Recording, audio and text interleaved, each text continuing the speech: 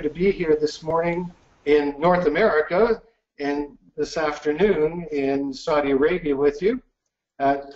What I am hoping to do today is to provide you with some new and fresh information that's going to help you see a different way of looking at conflict, how to engage and empower it, and to actually make it significantly more profitable in your organizations. What I'd like to start with, though, is asking you 3 questions. The first question would be, is conflict something that you would like to be able to better harness, would be the first question. The second one would be, is conflict something you would like to be better equipped yourself to respond to? And the third question is conflict something that you would like to be able to use as a means to add value to yourself, to your people, and to your organization? And if you've answered yes to 1, 2, or all 3 of those questions, then I can assure you that what we're going to walk through this morning, this afternoon, is going to be able to respond to those questions. It's going to give you some fresh perspective and some tools to be able to move forward with that.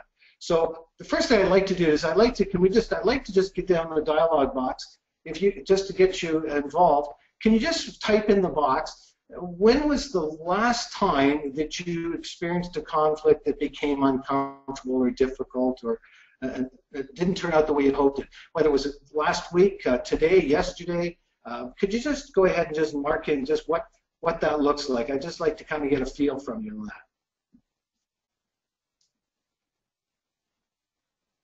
Okay, we've got first one a few weeks ago, a couple of days ago, a week ago, yesterday. I've had a clash with my supervisor. Yeah. So what I'm kind of hearing is that, you know, it's all fairly recent, and probably if we unpack that a little further, you know, it's something that we all will have had, and it doesn't necessarily have to be something that is way in the past. It can be something very recent. And one thing that's interesting about conflict, I sort of describe it this way. I say conflict is a system that's perfectly designed to achieve the results you get. So if you think of an assembly line, and you have cars coming off the assembly line, and every 4th car coming off the assembly line is missing its right front fender, well, that system is perfectly designed to achieve the results it's getting. And no amount of hoping and wringing of hands is going to change that system until you change the system. And conflict in and of itself is really not the problem. It's actually you and me. It's people that are the catalyst for the conflict becoming toxic and difficult. It really comes down to being intentional about how we choose to engage it and empower it, which is what we're going to talk today about. So when I look at what you're saying, I think the most important thing to realize is that conflict is something we're all going to experience. It's not going to go away. It is inevitable and it is unavoidable, but it doesn't have to be fatal and costly. And that's what we're going to explore today. What I'd like to, first of all, is just look at how to engage conflict, the first part of what we're talking about. And engaging conflict, the first thing to look at is there's 2 types of conflict. And by looking at the pictures, you'll immediately recognize the one as unhealthy conflict, and the second picture as a group of people as healthy conflict. Maybe not quite as the way you would see that. But let's just look at that unhealthy conflict first. Now, the picture itself speaks 1,000 words, doesn't it? When you think of that athlete there who has just lost it, you know, his emotions, his behavior are going to be over the top. Depending on what sport he's playing, he maybe looks like with soccer, he's probably going to get red carded. But we know that behavior creates a perfect storm that creates a level of conflict that is going to activate unhealthy conflict. Now, a quick question for you. As you look at that picture, have you ever seen yourself like that? Have you ever had a moment where you've been like that, where you've lost it, where, you know, you've gone over that tipping point, where that unhealthy conflict is starting to occur and grow? And just what kind of, I'd like you to just type in, if you've had that experience, which most of us have, if you've had that kind of experience, what kind of consequences happened from it? What kind of came out of it? Just kind of, if you just type in just the things that you saw happening as a result of you losing it, so to speak, of activating that unhealthy conflict. If you go ahead and type that in, that would be great.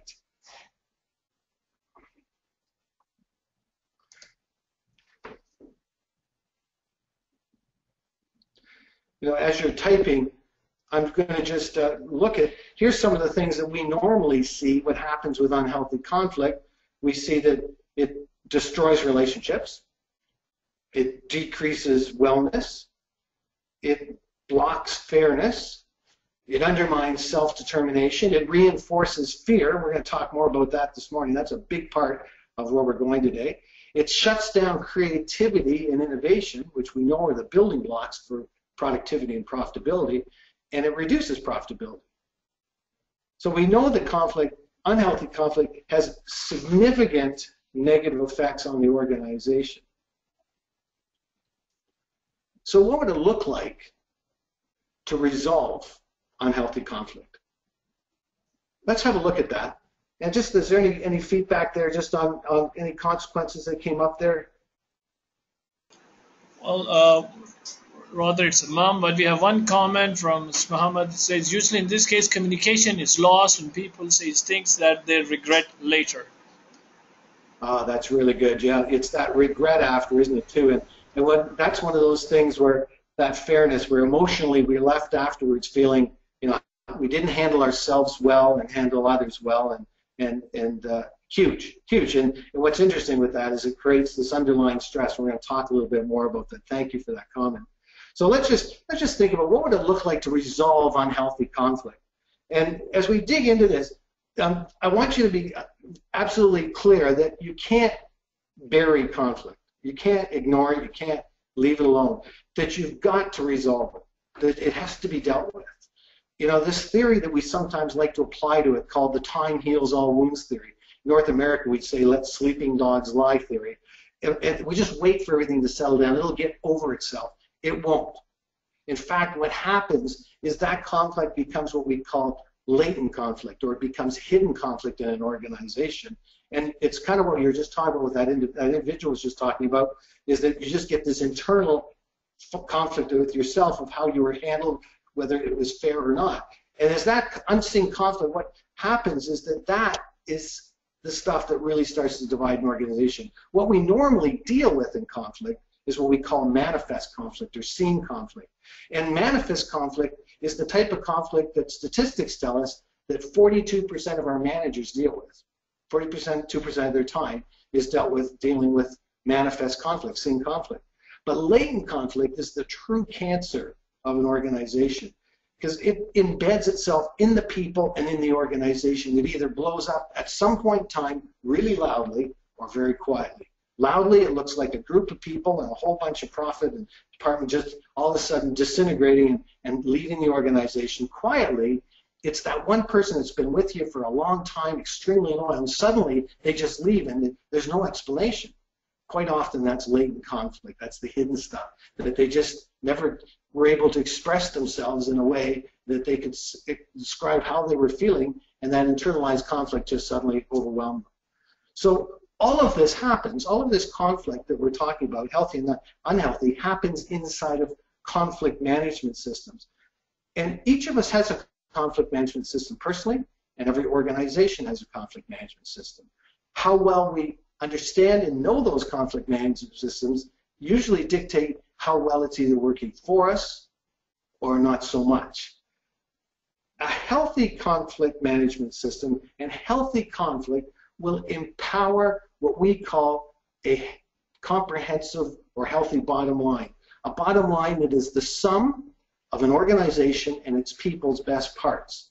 And we describe that as protecting relationships, advancing wellness and fairness, empowering pride of ownership, and yes, being highly profitable, making a lot of money. That's what we're in business for. If you're for a for-profit business, if you're not, obviously building wealth to do the things that you're called to do is about being profitable as well for those purposes. So when we think about healthy conflict, what would be the possible benefits that we would see in a healthy conflict situation? Healthy conflict is real. A lot of people say, well, that's just a nice thought. It's real. I'm going to show you how real it is. Healthy conflict, actually protects relationships. It increases that wellness, that physical wellness. It eliminates stress from organizations. It psychologically empowers people. It advances that emotional fairness. That even though It's not about regulatory or legislative fairness. We're talking about emotional fairness. That at the end of the day, I felt, even though I disagreed, I felt I was treated fairly. Reinforces self-determination, which is critical to build confidence and empowerment, which builds trust, and we're going to talk about that in a few minutes. Repositions fear. As opposed to being something we should be afraid of, it moves it to something that we can harness and we can actually use to our advantage to advance healthy conflict. Maximizes creativity and innovation. Well, that's all about giving people the ability to feel that confident enough that they can actually express themselves in ways that their creativity and innovation can add to the productivity of the organization and in turn the profitability. And the overall cost of conflicts we do. Some of our clients we do work, we tend to assess what the cost of conflict is at the beginning, and we a year later or a certain particular time will define, we'll reassess what the cost of conflict is, and we'll actually be able to demonstrate a significant shift in the cost of conflict. It's a real thing and it's a real savings and it can really be done. But let's just talk another step. I want to take you one more step to this healthy conflict because this is really where the gold is in this next step. Those things you've probably heard or would agree and can see that. But here's what happens when you empower healthy conflict. We move from the safe ideas to the great ideas, meaning people are going to not just say what they think they should say, they're actually going to say what they could say. They're going to move from just the little idea to that idea that might change the entire organization. To move from the best practices to the next practices means that we're not just moving to the things we're already doing well and then looking what who else is doing things well, that we've got people in our organization that have new ways of thinking of how to do things well that could revolutionize how we do our business. And the third one, which is so essential, of moving from those cautious conversations to the courageous conversations.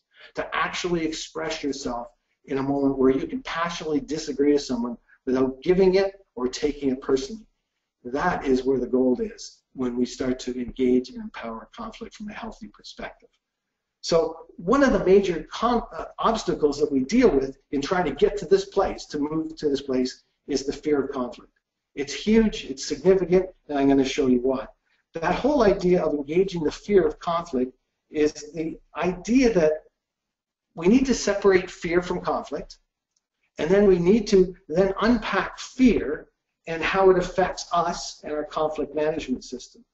And the reason I say this is a big deal is all the statistics tell us that 8 out of 10 leaders have a fear of conflict.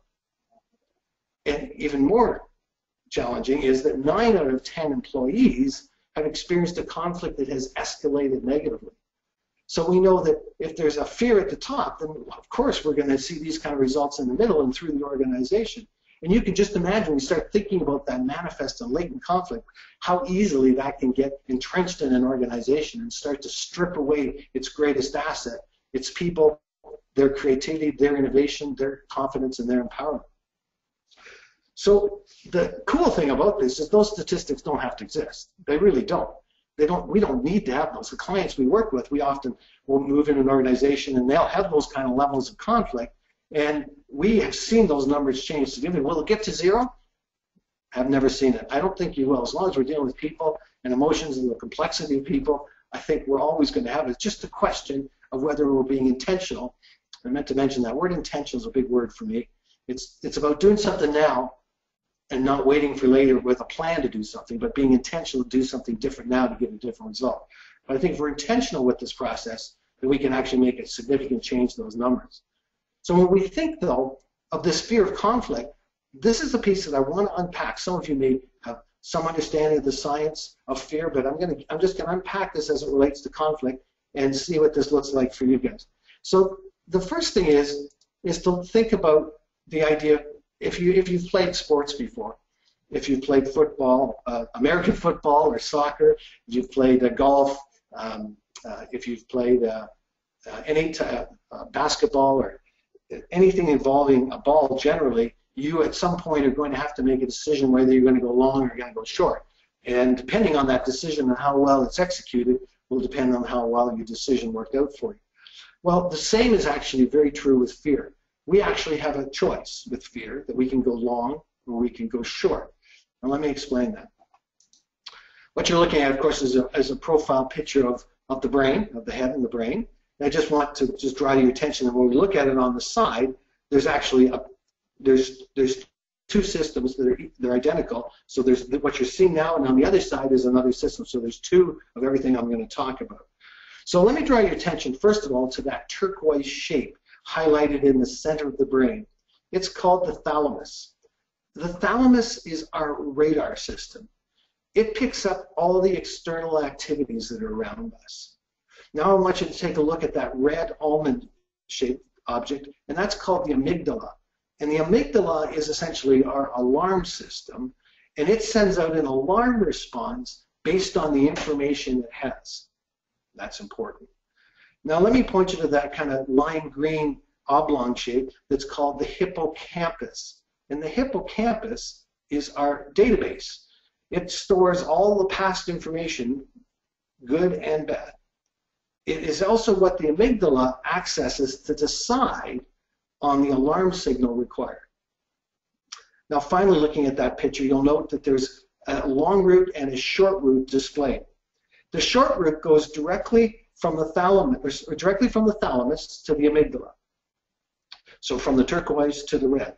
The long route goes from the thalamus through the prefrontal cortex, which I'll talk about, and then to the amygdala. And here's what we do. We engage the fear of conflict in our choice of that long or that short route. Let me just break that down into a very simple piece. I need to keep it simple. I don't know you guys, but I need to keep it simple. I need a visual picture that makes it simple for me to understand just how powerful this choice is that we have. So I just want to, looking at that picture, I just want you to imagine this situation. So suppose you're walking down the street one night, and a person ran up to you and came running up to you and robbed you. A very traumatic event. And then a few days later, you're in a completely different city, and someone starts to run towards you. Your heart starts to pound, and you feel your body temperature coming up. Then a few weeks later, you happen to be back on a beautiful, bright, sunny afternoon, and you pass by the place where you were actually robbed, and you suddenly start to feel sick. Well, what just happened?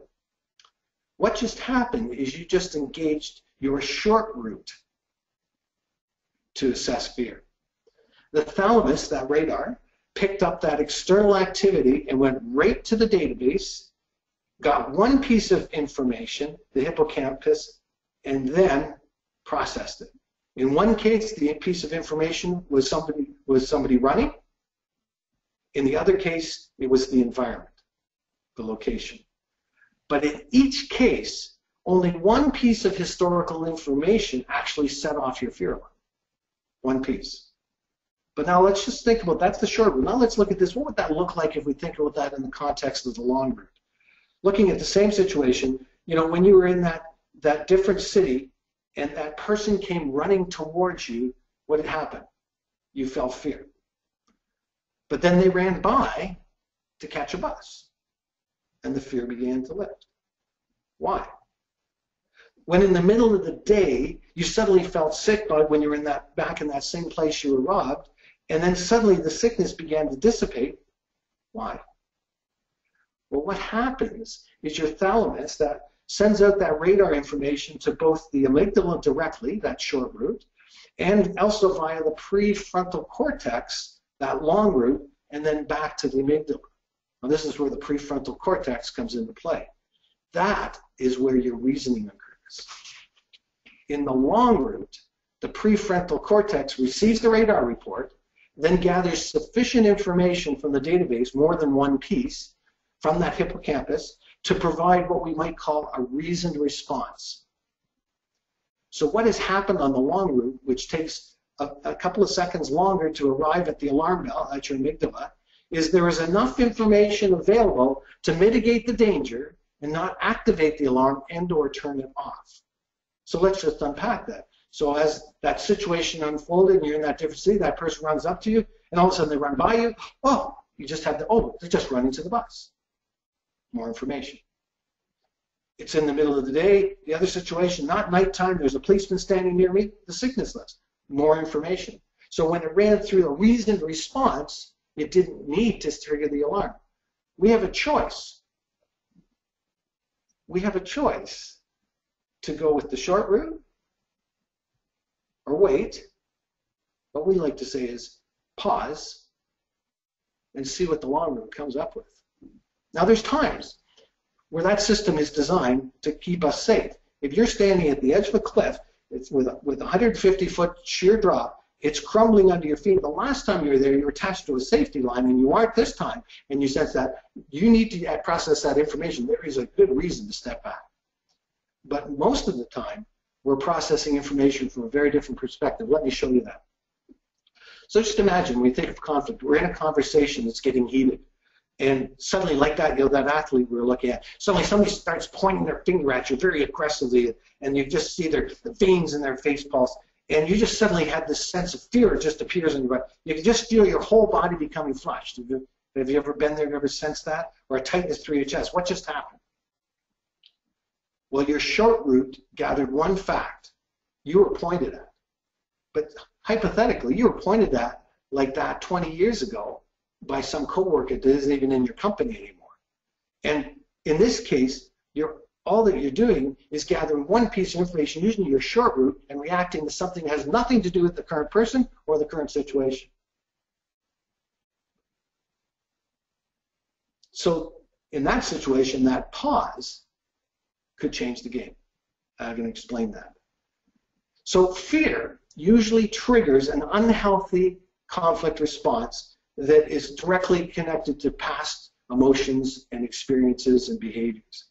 But often when we choose the short route, the connection between the information gathered and the information processed and the response are not necessarily lining up. That fear is connected to something totally unrelated to what's before you at that moment in time. Fear is what informs your conflict management system to either move from a healthy perspective to an unhealthy perspective. So let me ask you a question. How could we be intentional with engaging the long route and not being hijacked, if you will, with the short route? Well, let me show you that. And I mentioned the word, and this is what it comes down to. It's not particularly scientific, but it's the pause. It's about being intentional to pause. And being intentional to pause, even if you've already, the alarm bell's going off because your short route assessment already has been triggered. It's about the pause being the most powerful moment where conflict can move from being unhealthy to healthy, where it can actually move to being a value-added experience inside your organization. And there's one phrase, one question that needs to be asked that helps to anchor this pause, and it's why. It's as simple as that. Why am I feeling so much fear around this? And as soon as we ask that question, we give our long route time to catch up, and suddenly it's processing the information. Well, that was like 20 years ago that guy pointed at you. This guy's not doing it for the same reason. We don't need to have that fear. Why am I so passionate about this position? Why are they so passionate about this position? We have this wonderful opportunity at that moment to create space, to create breathing space in the relationship where we can protect it and start asking great questions and start with ourselves as opposed to being overwhelmed by that short route fear that's saying, this is crazy dangerous. The power of the why question is really, it moves us from this idea of leading with an opinion that's laden with judgment usually, and usually divisive and controversial, to an impression of asking a question, being curious. I think one of the greatest gifts we have as leaders is the art of being curious, and it starts with asking great questions that start with yourself, in particular asking that why question. So let me just kind of bring this together. So as we have a choice, we have a pause, but if we look at the whole idea of engaging conflict in a summary fashion, remember what I said, that your system is perfectly designed to achieve the results you get. So we have a system, and before you see a picture there where you see in the yellow box conflict, and then conflict has four sources. And the first source being tasks and values, and that's what's to be done and how we value it. That's a source of conflict. Structure and data, another source of conflict of how we're to do it and what information informs us on how to do it. Interests and positions being the third, why we are passionate about doing it our way or why they are passionate about doing it their way. Relationships, how I am valued and heard and how they are valued and heard. Interesting thing, valued and heard. The number one reason people leave organizations is because they're not valued and heard. And the number one contributor to people not being valued and heard is unhealthy conflict management systems. So, question for you. Thinking about this idea of a pause, what could you do to be more intentional with a pause? If you've seen that light go on, say, hey, you know what? I think often I'm using that short route, and I like this idea of the long route, so how can I pause? What could you do? I just appreciate if you would share a thought. How could you pause? From what we've talked about, what would you want to do differently to pause differently? If you just go ahead and type that in the dialogue box, that would be great. And we'll just kind of hear some of the things that you guys are seeing in that, if you could, please.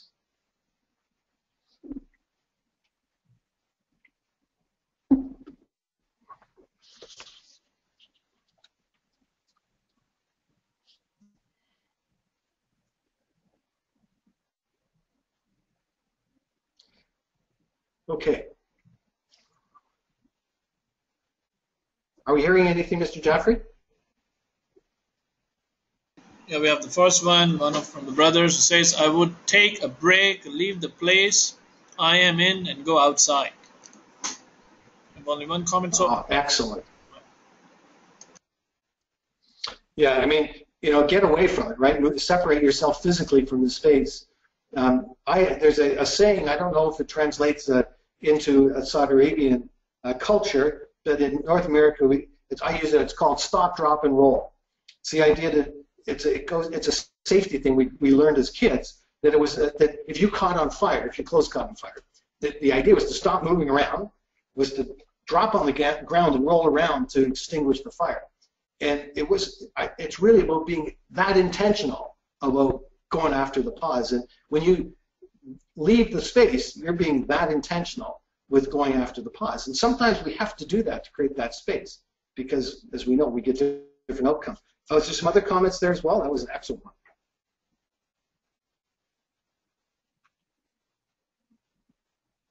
Another one, that I will change my position. If I'm sitting, I'll stand. If I'm standing, then I will sit down. Excellent. Yeah, that's great. I just suggest in that is to engage that question why as you're doing that, and it just becomes the action reinforces the question. Anything else there, Mr. Jaffrey? No, we have only two so far, I guess. The people are a bit, yeah. Thank you very much. That's great. So let's just go. What I'd like to do is now let's just talk a bit about empowering conflict. We've just been talking about engaging conflict, and now I want to talk about empowering conflict. And what I mentioned before, just to be very clear, that we all have a personal conflict management system. Whether we know it or not, whether we understand it or not, we do. And as I mentioned before, to the level of understanding of it and our intentional application of it will usually dictate how well it's working for us or not so well or not for us at all. And the same applies with organizations. And organizations very much have conflict management systems that are more complex, but at the very core of them, if people are our greatest asset, then a healthy organizational conflict management system will have a lot of emphasis first on who people are and then what they do. But let's unpack that organizational conflict management system first. I think the best way to look at it is to kind of think of it as an iceberg. If you think of it as an iceberg at the exposed portion, that we have positions that are visible in our organization, or in other words, above the waterline. And what would the positions would be the performance expectations of the organization, what people do, and the rules and things that we've established and how they do that. And then we have below the waterline, we also have the interests that are not visible in an organization. And the interests usually are those things of the people, the relationship of who people are, the needs, desires, concerns, and fears, if that makes sense. And so what often happens in an unhealthy conflict management system is up on the top, everything looks great.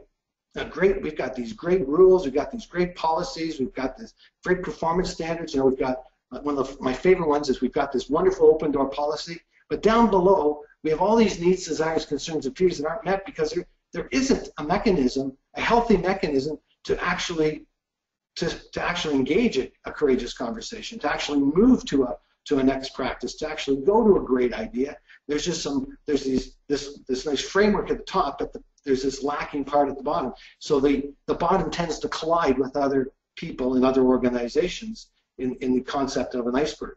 So in a healthy conflict management system, what will happen is we'll successfully bring those performance and interests together. So the performance side of people and the relationship side, the interest side together, and we'll actually empower healthy conflict. And I'm going to show you how we do that. In the clients we work with, the companies, most of the organizations go through a process of kind of walking through a 4-step process. You see the 4 words there. The first thing is just assess what you have. Like, what does our conflict management system look like now? What does our system look like now? The second thing is to have some form of collaborative design that engages the people, engages the organization to what kind of a system do we desire, and what would that look like?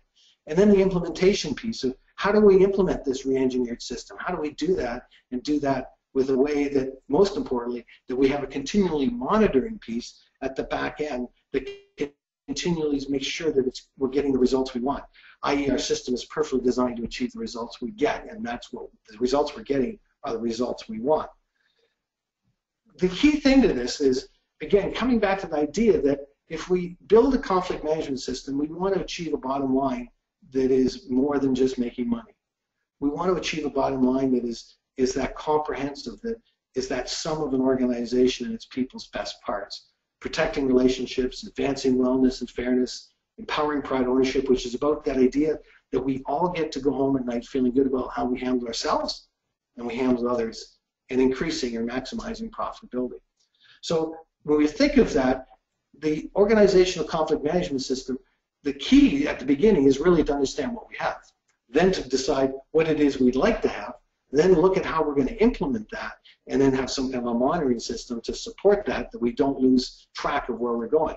You know, I think of an organization like Volkswagen, where they suddenly moved away from a value of integrity as an organization and found themselves lying to their customer in the name of return on investment. And you know, there was a part of that was an unhealthy conflict management system that didn't protect the relationships that were significant to the organization. What I'd like to do with you, I'm going to just show you a slide here, and this is called our Workplace Wellness Scorecard. And this is a scorecard. What I'm going to do is, when we finish the webinar and move to the Q&A, what I'd like to do is I'm going to give you a link that you can go ahead and download this wellness scorecard. And the whole purpose of this is to give you a tool to do a preliminary assessment of what your system kind of looks like, what you got, what's working, what's not. And then from that, it also gives you some ideas of what you could do if you want to improve 1 or 2 or 3 different areas. So I'm going to give you the link for that at the Q&A. So please stay connected, stay tuned, and we'll get to that. But that's the organizational conflict management system. Let's shift and talk about the personal conflict management system. And this is the one that really, there's 2 keys to this one that every system needs to look at. There's lots of significant parts of this, but there's 2 that I want to focus on today. And the first one is this idea of personalities, the idea of emotional intelligence. But before I get into that, let's just put this in context. We're dealing with people. I mean, we say that our greatest asset in most organizations is our people. Often, though, we try and deliver on that and value that, but often our performance things get in the way of what people do and lose sight of who they are. But it's not surprising, because here's kind of the recipe. You know, we've got 16 different personality types. We've got 5 conflict management styles. We've got 5 appreciation languages, 4 leadership styles, 3 learning styles. We've got emotions and free will, and we have a perfect recipe for either a healthy or unhealthy conflict. And that's why I know we'll never get those statistics down to 0. It's complex, and we're complex, and we're unique, but that can work to our advantage, not to our disadvantage. So how could we take this and build this into a successful, healthy recipe? Well, it's emotional intelligence. I'm sure all of you have heard about EQ. I sometimes call it emotional wisdom because it's more comprehensive about more about the relationship with the information than about the performance of it. But the idea of emotional intelligence really is that we have all those characteristics I just listed, and for each one of those characteristics, there's diagnostics that have been created. Many of you will be familiar with MBTI, the Myers-Briggs Typology Index, which is the 16 personality assessment, which is excellent for learning about yourself, excellent about leaders in organizations when we're coaching, doing conflict coaching, leadership coaching. We use that tool. We use a couple of other tools that are at the organizational level called DISC, D-I-S-C. We have one that called For Animals that is just a lot of fun and people really engage in it. We use that. The Thomas Kilmann indicator, which is called TKI, which is brilliant for understanding your conflict management style. There's a diagnostic for the appreciation languages, learning styles. I just encourage every client, we kind of look at what the needs of the client are. This is part of designing your organizational conflict management system, but kind of what the organizational needs are, what the budget is, and then where we want to go. But one of the things that's really important with emotional intelligence, it's not about just feeding it in at the staff level or at the floor level or at the middle manager level. It needs to be a comprehensive, organic process that everybody participates in, because everybody is part of the solution, and usually everybody is part of the problem, even though some of us don't like to admit we're part of the problem, but we are.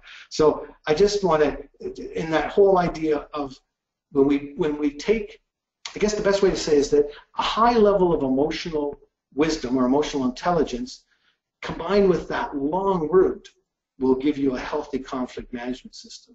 A low level of emotional intelligence coupled with that short route will get you an unhealthy conflict management system every time. So what I'd like to do is give you another diagnostic. This we call our conflict capacity survey. Again, I'll give you the link. It's in the same place. We'll give you the link for that you can go and download that. And this is just to give you an idea, a little bit of an assessment for yourself of what your conflict capacity is to be able to resolve unhealthy conflict. That's the tough stuff, the manifest stuff we see, and to empower the healthy conflict. And what does that look like? And some ideas and how you, in areas you might want to make changes and improvements as you feel you want to improve your conflict capacity. So we're going to give you that at the end, those two tools. And again, I really would appreciate that when you do those surveys, download them. I would love your feedback. What worked well for you? What did you find out about yourself? Was there something that didn't work, didn't understand, missing? We just really appreciate feedback so we get some idea of how to make these tools better. So the first key piece that we talked about was the idea of emotional intelligence. The second one, kind of where we want to wrap this up today, is about trust. Now, you know, trust is it's a nice word. It's a powerful word. It's a critical word. And as you look at this picture, you'll see, for those of you in Saudi Arabia, you'll recognize the picture as a falconer who is practicing the art of falconry. The idea of that falcon will be released and he will go out for a kill and then return. Why have I brought this into this model? Well, I believe falconry is a wonderful example of the importance of trust, of overcoming conflict, of engaging healthy conflict. It's a wonderful example of how the model of a conflict management system can work. Because at the very core, a falcon has a fear of man. So you let a falcon go, it's not coming back. So man has to spend time and invest in this falcon to get to a place where the falcon trusts that man enough that he wants to come back. Let me give you 4 examples that I see inside of a conflict management system of how trust operates. The first is just knowing what you're passionate about and why. I mean, you've got to be passionate about what you do. You've got to love this. You've got to love leading people. You've got to be passionate people. You've got to be passionate because it's got to be a long-term thing. It's not a short-term thing. And there's going to be ups and downs, and you can't be overwhelmed by those. Actually, the word forgiveness comes into play an awful lot in the journey with building and equipping people, in my experience anyway. You know, secondly, it's about being intentional with learning more about yourself and others. I mean, curiosity is critical to learning about the underlying interests, the needs, desires, and concerns and fears of others. If you think of that falcon, you've got to understand the nuances of the falcon. You've got to understand why it does this, that, the look of the eyes that way, the ruffle of the feathers that way, the clenching of the talons this way. You have to come into this relationship really understanding the falcon, and you have to speak its language, which is not your first language in any case. But it's this idea of just really getting to understand that animal in this case, or that person that you're either working with, that you're in conflict with, or you're looking to inspire to be greater than they are inside your organization. The third thing is learning how to communicate and build trust in relationships. And that comes down to what I've been talking about, that idea of asking great questions that start with yourself. Trust is built inside the foundation of a relationship. And to get to that relationship, people have to know that you value them first about who they are before what they do. And too often in a corporate environment, we get focused on what people do as opposed to who they are. And they're both important, but our people are our greatest asset. Who they are is when we empower and inspire them, when we empower healthy conflict, that they go from those safe places to those great places, from those cautious conversations to the courageous ones. That is where we start to find the gold. And that's where we start to see the profit in the relationship with our people about who they are before what they do. The last one, and the fourth piece that I see as a parallel with the falconry, is that understanding how fear can work for you and not against you. I think I've already kind of laid a picture of that, but you think of that falcon. So here's this falcon with this inherent trust of man, and you got to build this relationship. How do you do that? How would you do that? Well, you start asking questions of yourself, since you can't ask the falcon, why is he doing that? Why is this happening? Remember the pause? Why is this happening? What does that happen? And all of a sudden the falcon just suddenly reacts. And you get this sense of fear. The short route kicks in. But you've already been developing these why questions, so you just wait for the long route, and you just realize, well, that's because right there I just did something. My fast reaction caused that, or that distraction caused this. And we start to build that trust, and we build that relationship. And it ultimately gets to this place. What's really cool about the parallel here is that trust is when a falconer or a leader has the confidence in their falcon or the people they're leading to fully release their self-determination, to fully give them the capacity and the confidence and the empowerment to go ahead and do what they are with who they are. So trust at its very core is confidence and empowerment in an organization. So I guess if I was going to kind of bring that together, a healthy personal conflict management system is powered by emotional intelligence, by trust, by confidence, and will empower healthy conflict. Okay, so let's bring this home and kind of wrap it up here. That we've talked first about engaging and now about empowering conflict. And what we've covered here is we've talked about the two types of conflict. So we have the healthy conflict and unhealthy conflict. We also have inside of that, we have latent conflict, which is the hidden conflict, and manifest conflict, which is the seen conflict.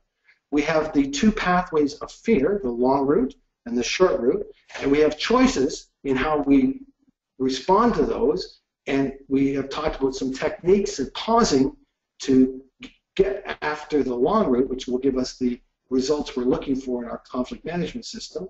We've talked about conflict management systems, that there's personal ones and there's organizational ones, and everyone has one, and how well it works for you will be directly dependent on how much you know about it as a system for you and operating as a system for you. Inside of those systems, we talked about the critical pieces of a personal system is emotional wisdom, that emotional EQ we talked about, emotional intelligence, and going after that. Secondly, it's about that trust and confidence to be able to step out in trust, to try, to do the things that need to be done. And so as we look at that, I bring this all back down to this idea. So this was about engaging, empowering conflict. To actually make conflict, we talk a lot here about turning conflict into profit. And if we think about that, when we talk about turning conflict into profit, is kind of that's a simplistic statement, because it's not just about the money, is it? It's not just about the profit. It's about the people. It's about what we do, the passion we have for what we do. It's about a sum of an organization's best parts and its people's best parts, which, as we've talked about, first protects relationships, advances that emotional fairness, empowers pride ownership. That's a huge one, that we get to go home at night feeling good about how we handle ourselves and others. Invests in wellness, that physical and emotional and psychological wellness that is such a huge cost in an organization. And 5, makes more money. Let's just call it what it is. That's not a bad thing. Makes more money. So I want to kind of hold this right here, and I want to ask you one question. What's been most valuable? From what you've heard here today, what you've heard of, whether it be about conflict, the fear pieces, what's been the most valuable piece? What's your aha moment? What's that soundbite that you can grab hold of? This is what I'm going to start with. This is what I want to work on. This is what I want to explore a little more. What I'd love you to do is write that down for yourself, but make sure, I'd love you to type that in the box and tell us what that looks like for you. What is that one thing that jumps out for you that has been most valuable? If you just would type that in, that would be great. I'd love to just see what that looks like. So just go ahead and type that in now. That would be wonderful. Thank you.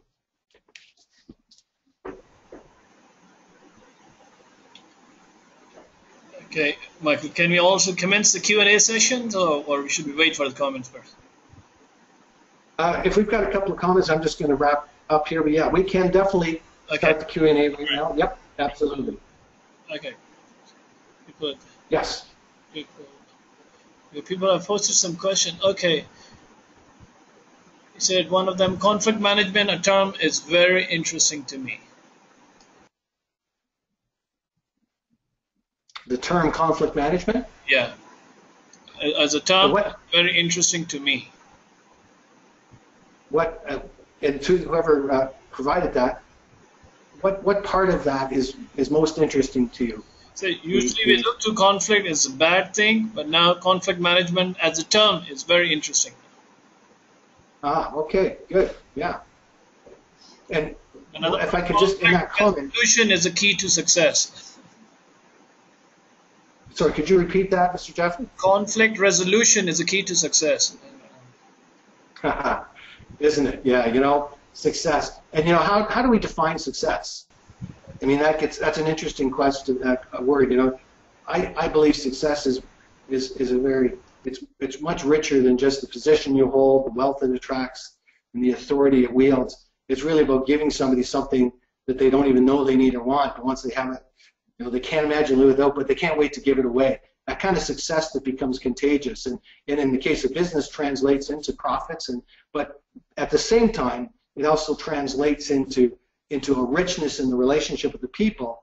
And I always like to think, I would love to be, my goal as an organization, imagine being the organization that everybody wants to work for because it's so engaging and empowering, and they actually, as opposed to being threatened or fearful of conflict, they actually engage it and empower. So I love that. Success is a huge part of this. Another one, win-win situation is a success also. So a lot of people are correlating it with the success, the resolution, the management, and the win-win situations. Excellent. Yeah, and that with success, or sorry, with management of conflict, we talked about that, managing conflict, and I want you just to think about that in the context. If we manage conflict, we're usually trying to manage the performance of it as it relates to the circumstances that we're addressing. And those circumstances, as we said, if we don't resolve conflict, it's going to get worse. It's not going to go away. It will come up and it'll be a problem at some time in the future unless all the energy, meaning all the people that are involved in it, are all gone. But that still could leave residual conflict. But if I just want to encourage a thought, so leading conflict or engaging in empowering conflict puts emphasis back on the people. It puts the emphasis back on not just the performance of how we're going to change conflict, but actually it puts it on the relationship with the people and their interests. One of the greatest challenges we have with an organization, often when I'll go in, the first comment I'll make to a company is we'll sit down and I'll say, the first thing I need you guys to know is that as of this moment, the fear of conflict has left the building. And everybody has this little nervous chuckle. And then somebody brave enough usually says, well, how's that possible? Remember, we know the statistics, so how's that possible? I said, well, here's the thing. I'm going to take care of all the conflict that is uncomfortable for this organization. The stuff that is dangerous, some of the stuff that needs to be dealt with outside the company, but I'm going to take care of it because I want you to focus on empowering healthy conflict. I want you to see conflict in a way like you've never seen it before. And you can almost feel the lift in the room, the visual, oh, thank goodness I don't have to worry about that anymore. And this is a little inside thing. Most of the time that conflict that they thought I was going to deal with, they end up dealing with, because once we equip them with the tools they need, the emotional intelligence and the equipping for the trust model, they can't wait to try it. They have the confidence, and they know there's a backstop in us or in the people we've developed in the organization to support them. So that idea of just allowing trust to be, or conflict to be completely separated from its traditional path of being fearful, like kind of a thing, a noun, to the idea of leading it from a position of being a verb, a catalyst for something greater. That makes sense. Okay, Ms. Walker, we really need to commence the Q&A session. As I'm looking at the time, we're a bit pressed. I see we have only 8 more minutes left, so if you allow me, may I jump in straight to the question box, as we have a couple of questions already posted? Certainly. Certainly. Okay, being the first one from Brother Muhammad Al-Taibe, the question is, do you think it is advisable to have a written conflict management policy that is communicated to employees? Yes, I do. I believe that we need to have, when we say a written conflict management policy, what we need is to define the options that we've decided are appropriate for our conflict management system. When I say options, there's a lot of different things that we do to manage conflict. We have a lot of different communication platforms. So as an example, an organization says, they have a policy that says, we have an open door policy. Is that a term that you use in business in Saudi Arabia? Open door policy?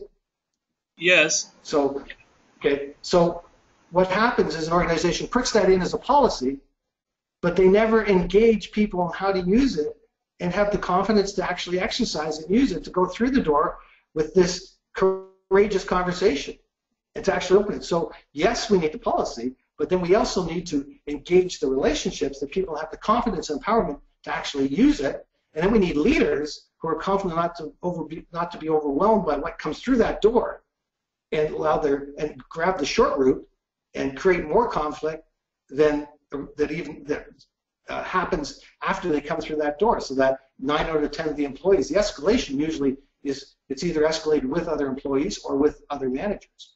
So absolutely yes, but we also need to we have to engage the people and empower the people to be able to operate in it, and the leadership to be able to trust in the people and not be overwhelmed by it with that short route of fear to conflict.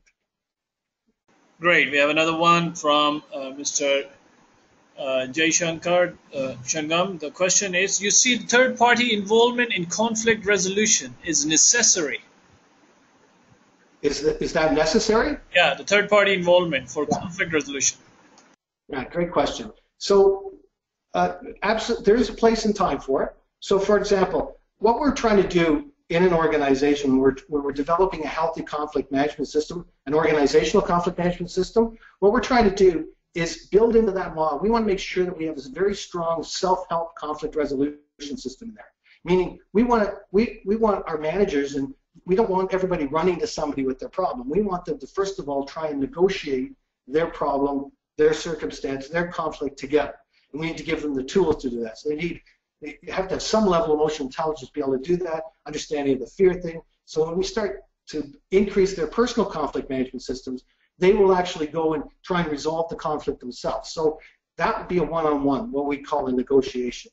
But in some cases, that doesn't work out. And sometimes it will escalate. Things will go bad. That just happens. So we need a mediator. And a mediator or a facilitator, if it's an organization, we need a mediator to step in and help ask those questions and act as a person to create the ability to create mirroring of those conversations, paraphrase it, allow the conversation to breathe without it getting more hostile, and with the ultimate objective of reaching a win-win outcome that they want, not what the mediator wants. And so absolutely, it doesn't have to be, and we want to the more people solve their own problems, the more empowered and confident they become.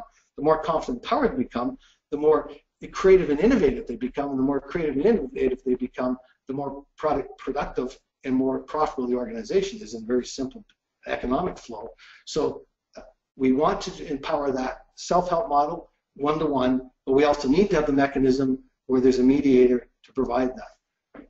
Just as we do a function where we call it, we function as an ombuds for smaller and larger companies, where we're an arm's length solution, just like I was describing earlier, where if there's something that comes up that needs a mediator, we step in and do that. So that the company never has to have that anxious, oh, what do we do with this?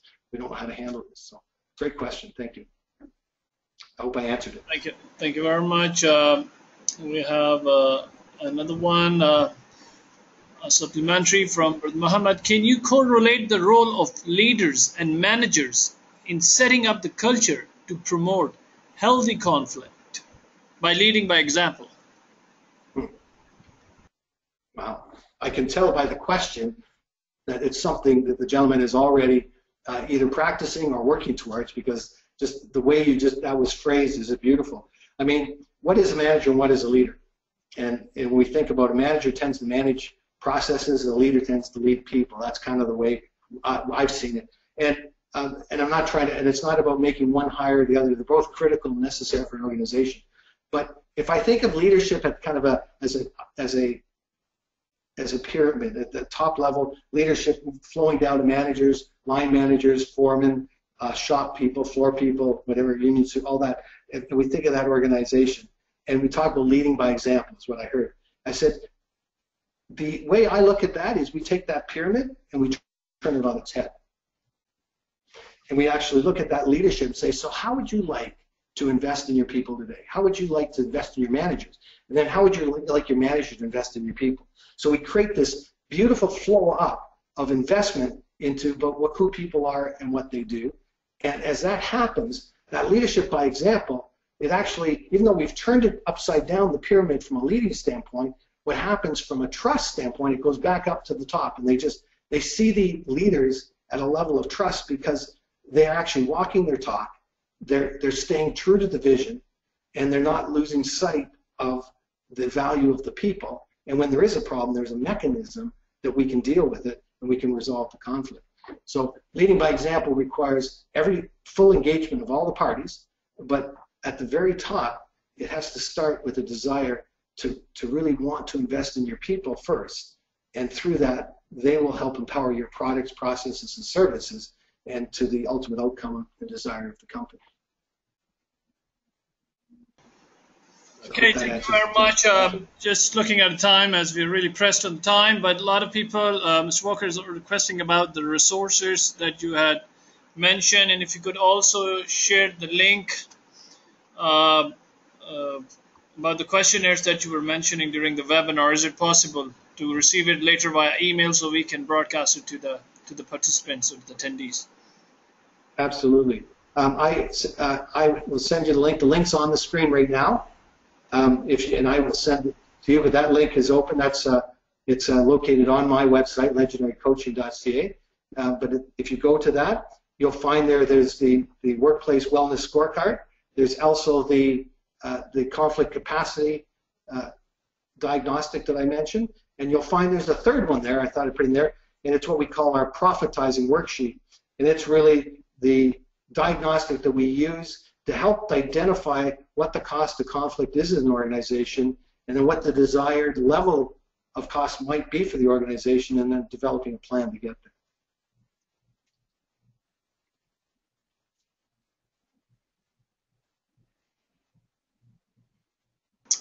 Okay, thank you very much. Folks, I've also tried to broadcast the same link on the chat console. So if you look at on your right side of the console, you will be able to see a link which Mr. Walker is illustrating on the screen. However, I have pasted the same link in the console so you can directly click on it and be able to access the website or the landing page. So with that note, I would like to really conclude and would like to thank you, Mr. Walker, on behalf of the Madinah Institute for Leadership and Entrepreneurship for your valuable time to deliver this live webinar. So thank you very much, sir. You're welcome, and thank you to all of the participants for investing an hour of your time with me.